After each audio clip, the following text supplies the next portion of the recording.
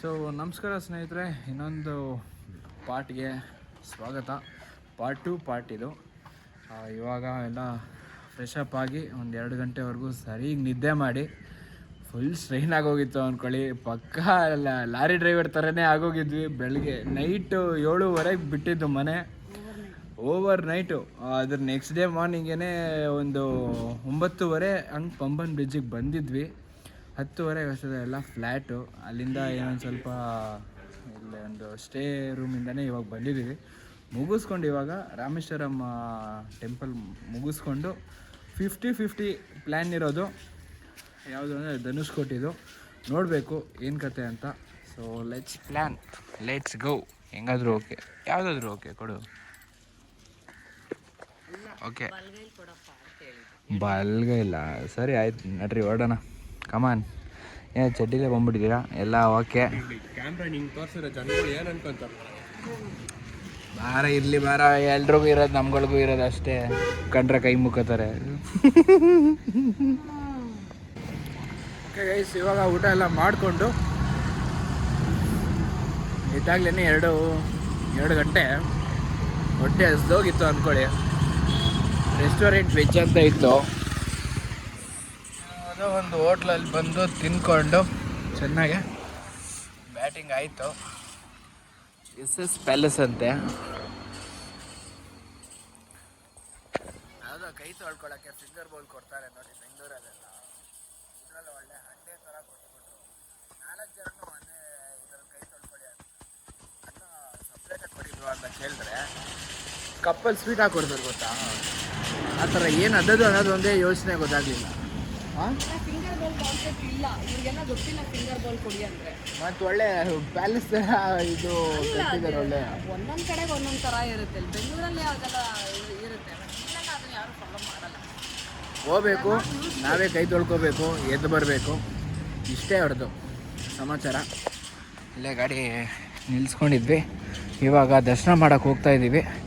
ದರ್ಶನ ಮುಗಿಸ್ಕೊಂಡು ಧನುಷ್ಕೋಡಿ 50-50 ಪ್ಲ್ಯಾನು ನನಗೂ ಕರೆಕ್ಟಾಗಿ ಗೊತ್ತಿಲ್ಲ. ಸೊ ಇವತ್ತು ನೈಟೆಲ್ಲ ಫುಲ್ಲು ಶಾಪಿಂಗೇನೆ. ನಿಂಗೆ ಏನೇನು ಬೇಕೋ ನಿಮ್ಮ ಹುಡುಗಿಗೆ ಈಸ್ಕೊಟ್ಬಿಡು. ಹುಡುಗಿನ ಬಿಟ್ಬಿಡ್ತೀನಿ. ಇದೇ ಮತ್ತು ಬ್ರೇಕಪ್ಪ ನಿಂಗೆ.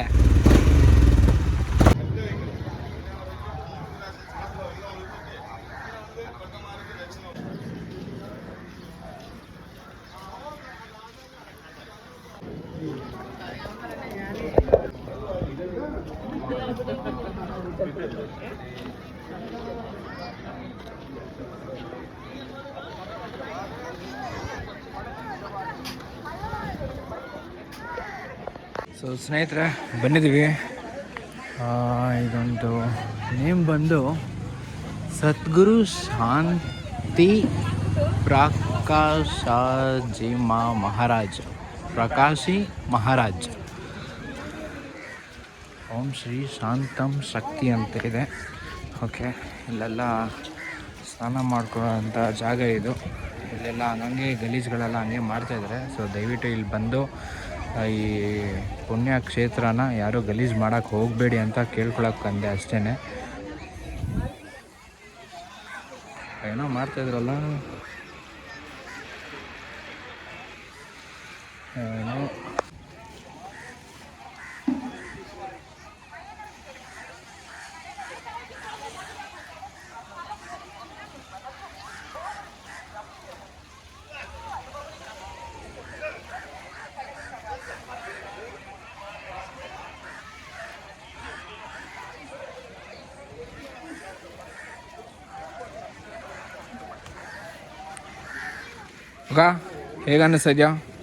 ಹೇಗೆ ಅನ್ನಿಸ್ತಾ ಇದೆ? ಇಲ್ಲಿವರೆಗೂ ಗಾಡಿ ತೊಗೊಂಬಂದು ಅಷ್ಟು ಸ್ಟ್ರೈನಿಂದ ಗಾಡಿ ಓಡಿಸ್ಕೊಂಬಂದು ಒಂದು ಸಮುದ್ರ ಮುಂದೆ ನಿಂತ್ಕೊಂಡಾಗ ಎಷ್ಟೇ ಸ್ಟ್ರೆಸ್ ಇದ್ರೂ ಹಂಗೆ ಮಯ ಆಗ್ಬಿಡುತ್ತೆ, ಪಟ್ಟಂತ ಮಯ ಆಗ್ಬಿಡುತ್ತೆ. ಜಾಲಿ ಲೋ ಎಷ್ಟೊತ್ತಿ ಗಾಡಿ ಕೀ ಕೇಳ್ತೀವೋ? ನನಗೇನು ಗೊತ್ತಿತ್ತು ಅದನ್ನು ತುಳಿತಾನೆ ಅಂತ. ಲೇ ಲೋ ನನ್ನ ಮಗನ ತೊಳಿ ಹೋಗು, ಚಪ್ಪಲಿ ತೊಳಿ ಹೋಗು. ಅಲ್ಲಿಲ್ವಾ ಸಮುದ್ರ ಇಟ್ಕೊಂಡು ಎಲ್ಲಿದೆ ನೀರು ಅಂತೀಯಲ್ಲೋ ಬಿಡು ಹೋಗ್ಲಿ ಗೋಮಾತದು ಏನೂ ಆಗಲ್ಲ ಪರವಾಗಿಲ್ಲ.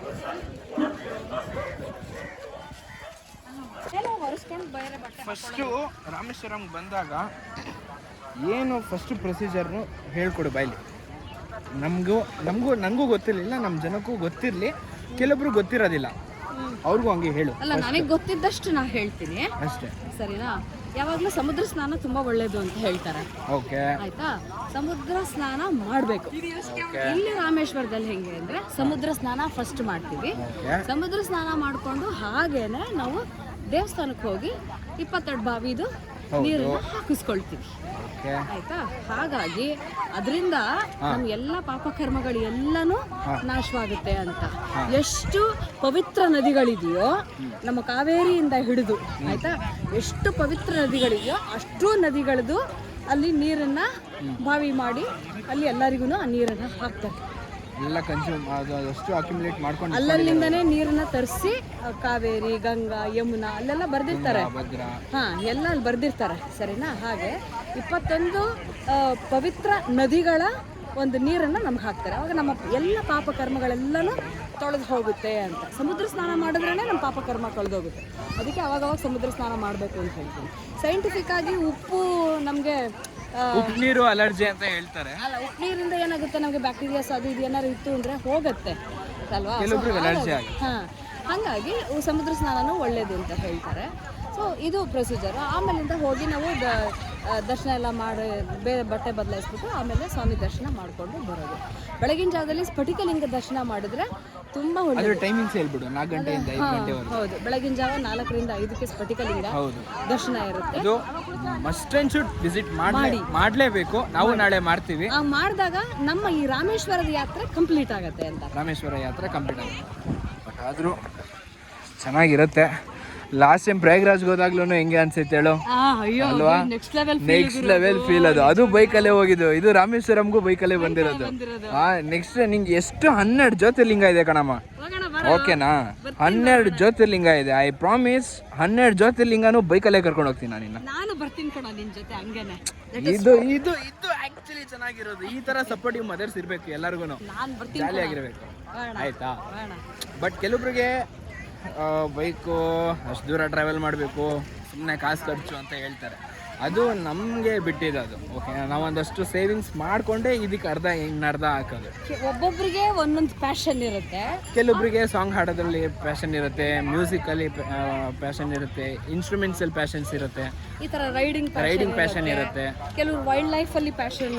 ಹೌದು, ಇವಾಗ ಎಕ್ಸಾಂಪಲ್ ನಮ್ಮ ಅಣ್ಣ ಇದ್ದಾನೆ, ಅವನು ವೈಲ್ಡ್ ಲೈಫ್ ಫೋಟೋಗ್ರಾಫರ್ ಕೂಡ.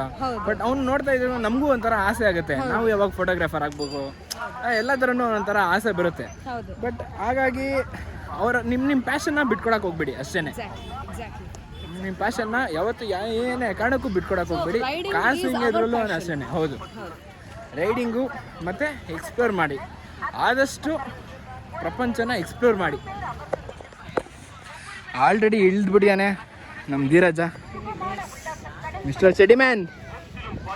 ಚಡಿಮ್ಯಾನ್ ಚಡಿಮ್ಯಾನ್ ಚಡಿ ನೀನ್ ಯಾಕೋ ಗಾಗಲ್ಸ್ ತೆಗ್ದಿಟ್ಟಿಲ್ಲ, ನೀ ಬರಲ್ವಾ?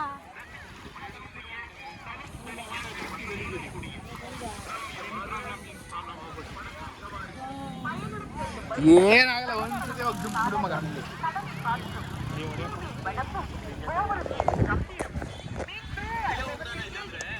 ಏನಂದ್ರೆ ಸ್ನೇಹಿತರೆ, ಹೆಂಗ್ ಬೇಕೋ ಹಂಗಂಗೆ ಹೂಗಳೆಲ್ಲ ಹಾಕ್ಬಿಟ್ಟಿದ್ದಾರೆ.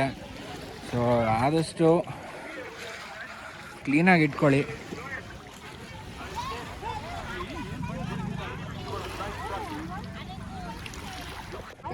ಹೊಡಿ ಹೊಡಿ ಹೊಡಿ ಹೊಡಿ.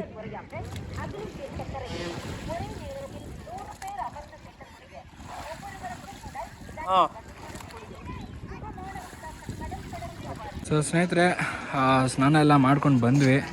ಸೊ ಇದು ಆಪೋಸಿಟು ಬೀಚ್ ಆಪೋಸಿಟಲ್ಲೇ ನಿಮಗೆ ಇಲ್ಲೇ ಇರುತ್ತೆ ಟಾಯ್ಲೆಟ್, ಬಾತ್ರೂಮ್, ಲಾಕರ್ದು.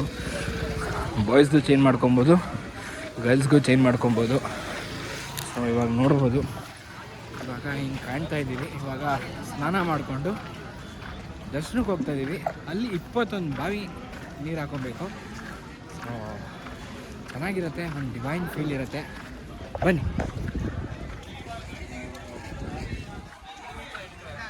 ಸೊ ಸ್ನೇಹಿತರೆ, ನೀವು ರಾಮೇಶ್ವರಂಗೆ ಎಲ್ಲರೂ ಬಂದಾಗ ಅವರೇ ಬಂದು ಅಪ್ರೋಚ್ ಮಾಡ್ತಾರೆ. 22 ಬಾವಿ ನೀರಿರುತ್ತೆ. ಅವರೇ ಬಂದು ಕೇಳ್ತಾರೆ. ಪರ್ ಪರ್ಸನ್ನು 25% 25 rupees ಇರುತ್ತೆ. 250 ಪರ್ ಪರ್ಸನ್ನು. ಹುಷಾರಪ್ಪ, ನೀನು ತಲೆ ಬೊಗ್ಗಿಸ್ಕೊಂಡು ಹೋಗ್ಬೇಕು. ನೀನು ಏನು ಹೇಳಿ, ನೀನು ಇವ್ನು ನೋಡಿಲಿ ತಲೆ ಬೊಗ್ಗಿಸ್ಕೊಂಬರ್ತಾನೆ.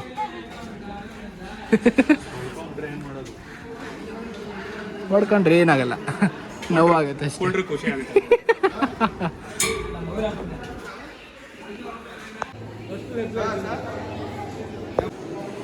ನೋಡಿ ಒಳಗಡೆ ಇರೋ ಟೆಂಪಲ್ಸ್ದು ಆ್ಯಕ್ಚುಲಿ ವೀಡಿಯೋ ಮಾಡೋಂಗಿಲ್ಲ, ಹಂಗೂ ಮಾಡ್ತಾಯಿದ್ದೀನಿ. ಅದಕ್ಕೇ ನೋಡ್ಕೊಂಡು ಮಾಡ್ತಾಯಿದ್ದೀನಿ. ಪರ್ ಪರ್ಸನ್ 250 rupees ಸ್ನೇಹಿತರೆ. ಸೊ ಆದಷ್ಟು ಕ್ಯಾಶ್ ತೊಗೊಂಬನ್ನಿ. ಇಲ್ಲಿ ಸ್ವಲ್ಪ ಕ್ಯಾಶಿಗೆ ಒದ್ದಾಡಿದ್ವಿ. ಅವರು ಬಂದ್ರಲ್ಲ, ಸೊ ಹಾಗಾಗಿನೇ ಅವ್ರ ಹತ್ರ ಕೇಳಿಕೊಂಡು ಅವ್ರು ಫೋನ್ಪೇ ಮಾಡಿದ್ವಿ. ಸರಿ ಓಕೆ ಅಂದ್ಕೊಂಡು ಇವಾಗ ಹೋಗ್ತಾಯಿದ್ದೀವಿ. Come on let's go. ಎಷ್ಟಾಗುತ್ತೋ ಅಷ್ಟು ಟ್ರಾವೆಲ್ ಮಾಡಿ, ಒಳ್ಳೆ ಪೀಸಾಗಿ ಜಾಲಿಯಾಗಿರಿ. ಫಸ್ಟ್ ಒಂದು ಬಂದು ಮಹಾಲಕ್ಷ್ಮಿ ತೀರ್ಥ ಅಂತ, ಒಟ್ಟು 25 ಬಾವಿ ನೀರಿದೆ.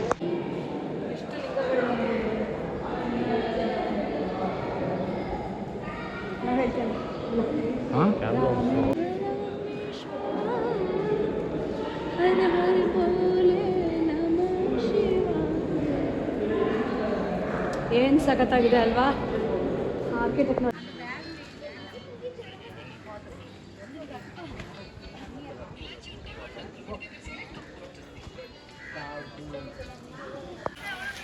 22 ಬಾವಿ ನೀರು ಹೇಗನ್ನಿಸ್ತು? ಒಂದು ಡಿವೈನ್ ಫೀಲ್ ಸಿಕ್ತಲ್ಲ? ಎಸ್, ಒಳ್ಳೆ ಡಿವೈನ್ ಫೀಲ್ ಸಿಕ್ತು.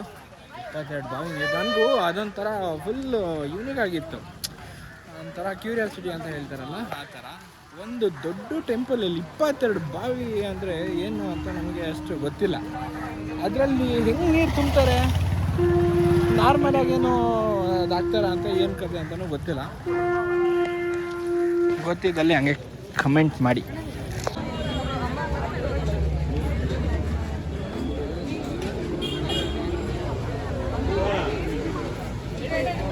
ಓಕೆ ಗೈಸ್, ಇವಾಗ ನಾವು ಮಲ್ಕೊತಾ ಇದ್ದೀವಿ. ಟೆಂಪಲ್ ಎಲ್ಲ ಮುಗಿಸ್ಕೊಂಡು ಬಂದೀವಿ. ಇವನು ಲೈಟ್ ಆಫ್ ಮಾಡ್ಬಿಟ್ಟ. ಇವನು ಇರೋಲಿ ಬರೀ ಇಷ್ಟೇ ತೋರಿಸ್ಕೊತ ಇದೀವಿ, ಬಿಡಲ್ಲ. ಓಕೆ ಗೈಸ್, ಈ ವಿಡಿಯೋ ನಿಮಗೆ ಇಷ್ಟ ಆದಲ್ಲಿ ಇಷ್ಟ ಆದರೆ ಲೈಕ್ ಮಾಡಿ, ಶೇರ್ ಮಾಡಿ, ಸಬ್ಸ್ಕ್ರೈಬ್ ಮಾಡಿ. ಇಷ್ಟ ಆದರೆ ಲೈಕ್ ಮಾಡಿ, ಶೇರ್ ಮಾಡಿ,